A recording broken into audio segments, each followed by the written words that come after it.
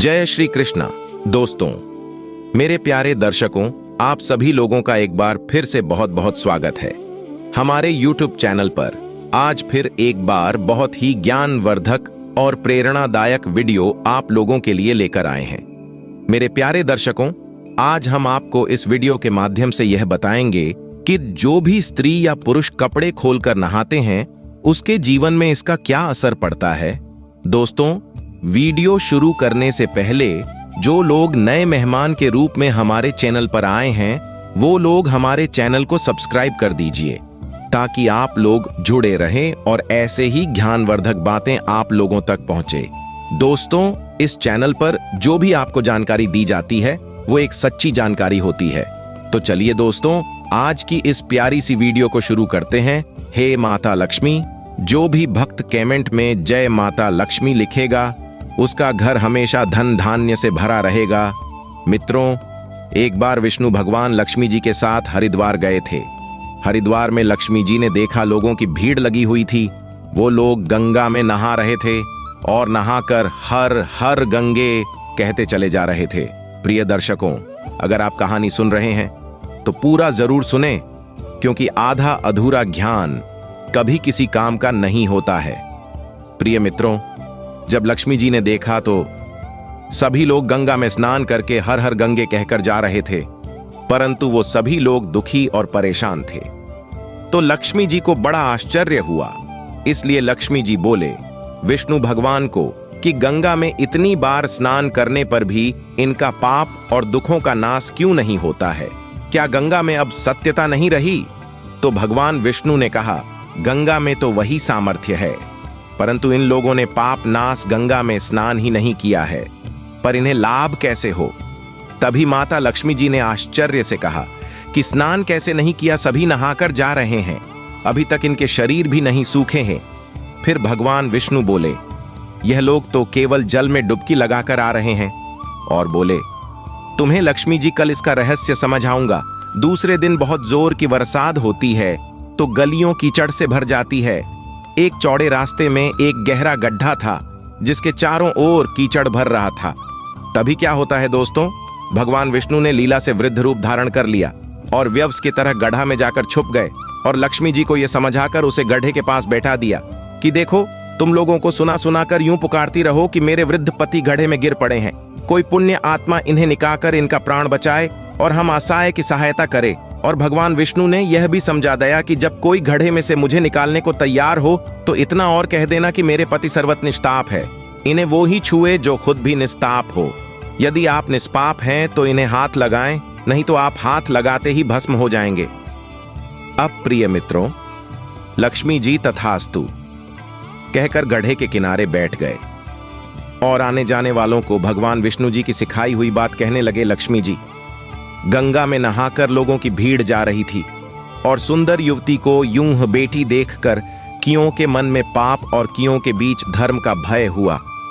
कई कानून से डरे और कुछ लोगों ने तो लक्ष्मी जी को यह भी सुना दिया कि मरने दे बूढ़े को, क्यों उसके लिए रोती है। कुछ दयालु चरित्रवान पुरुष थे, उन्होंने उस युवती के पति को निकालना चाहा, परंतु लक्ष्मी जी के वचन सुनकर वह भी रुक गए। उन्होंने सोचा कि हम गंगा में नहाकर आए हैं तो क्या हुआ, पापी तो है ही, कई सहायता करते हम भी भस्म तो ना हो जाए। इस स्त्री के कथन के अनुसार हम खुद भस्म ना हो जाएं। किसी का भी साहस नहीं हुआ विष्णु भगवान को निकालने का। सैकड़ों आए और सैकड़ों ने पूछा और चले गए।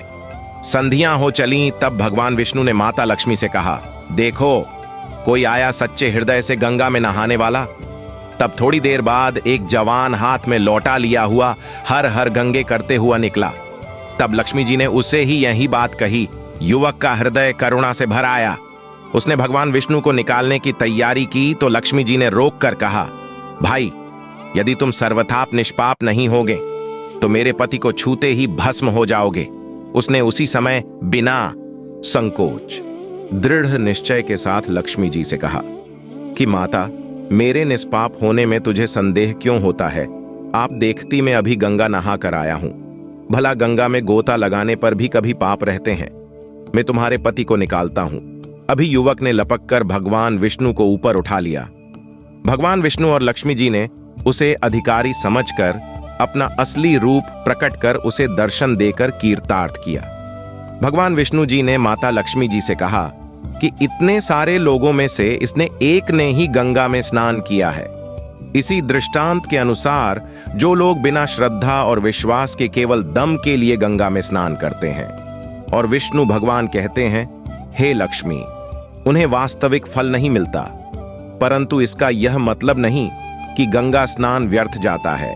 गंगा स्नान का बहुत पुण्य भी है। इसके बाद भगवान विष्णु जी ने माता लक्ष्मी जी से कहा, हे लक्ष्मी, अब मैं आपको वो 12 बातें बताता हूं। जो भी मनुष्य इन 12 बातों को नहाते समय ध्यान में रखना है, वह जिंदगी में कभी भी दुखी नहीं होता है।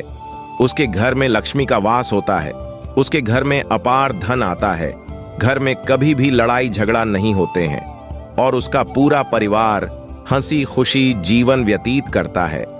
तब माता लक्ष्मी ने कहा, है भगवान, आप हमें ये 12 बातें बताइए। इसके बाद भगवान विष्णु उन 12 बातों को बताना शुरू कर देते हैं, और माता लक्ष्मी बहुत ध्यान से सुनने लगती है। अभी भगवान विष्णु कहते हैं, हे लक्ष्मी, ये 12 बातें बताने के बाद मैं आपको एक बात और बताऊंगा। जो औरतें कपड़े खोलकर स्नान करती हैं, उनके लिए यह बात बहुत ही महत्वपूर्ण है। तो हे लक्ष्मी, आप इस बात को बहुत ही ध्यान से सुना। तभी विष्णु जी अपनी वाणी को शुरू कर देते हैं। दोस्तों, विष्णु जी कहते हैं, स्नान करने से शरीर निरोगी राहत है, और नहाने से चेहरे की क्रांति और शारीरिक आकर्षण में भी बढ़ोतरी होती है। अगर इस नित्य कर्म के दौरान कुछ बातों का ध्यान रखा जाए तो आध्यात्मिक से भी ज्यादा लाभ पाया जा सकता है। नहाने के समय में इन बातों का ख्याल जरूर रखा जाना चाहिए।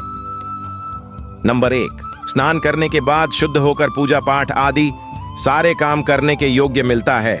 नंबर 2, सुबह नहाने वालों के पास नकारात्मक शक्तियां नहीं भटकती, इसीलिए सुबह स्नान करना ही उचित है। नंबर 3, जब आप बीमार हैं तो सर के नीचे से ही स्नान करना चाहिए। गीले कपड़े से शरीर को पंच लेना एक तरह का स्नान ही कहा गया है। नंबर 4, सुबह की लालिमा चढ़ने से पहले ही स्नान कर लेना श्रेष्ठ माना गया है।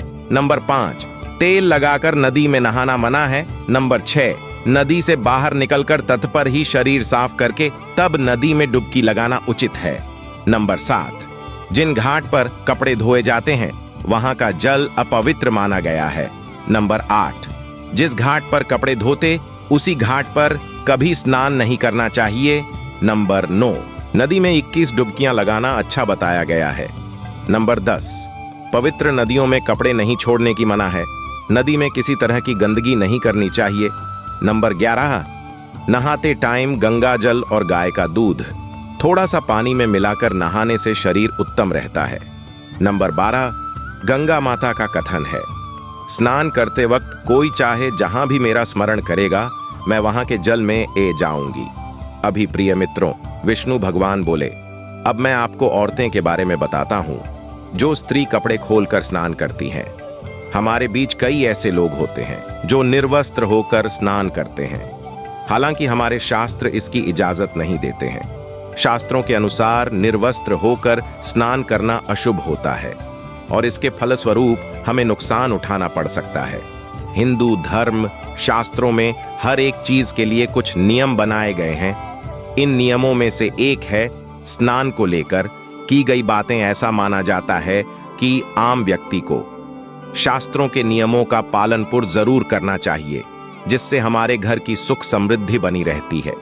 और अगर हम शास्त्रों में बताई गई बात को फॉलो करेंगे तो हमारे घर में अपार धन की बरसात होगी। लेकिन आज के युग के लोग शास्त्र भूल गए।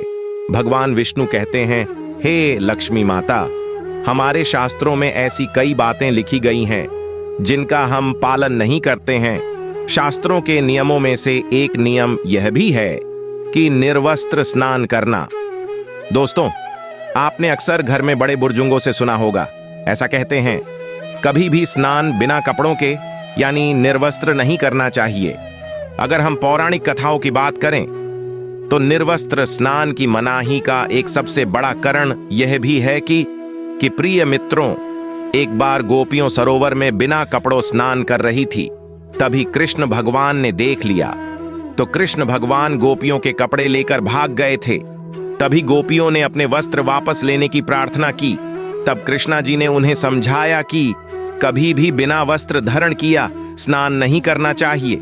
इससे जल के देवता वरुण का अपमान होता है, इसलिए आपको निर्वस्त्र स्नान न करने की सलाह दी जाती है।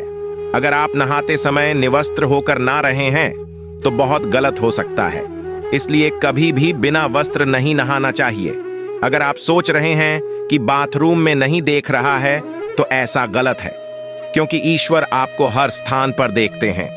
और यदि आप निर्वस्त्र होकर स्नान कर रहे हैं तो यह मुख्य रूप से जल के देवता वरुण का अपमान करने जैसा होता है। और इसके पीछे का एक और कारण भी बताया जाता है। कहा जाता है कि निर्वस्त्र होकर स्नान करने से शरीर में नकारात्मकता शक्तियों का प्रवेश होता है। ऐसे में कोशिश करें जब भी स्नान करें उस दौरान शरीर पर एक कपड़ा जरूर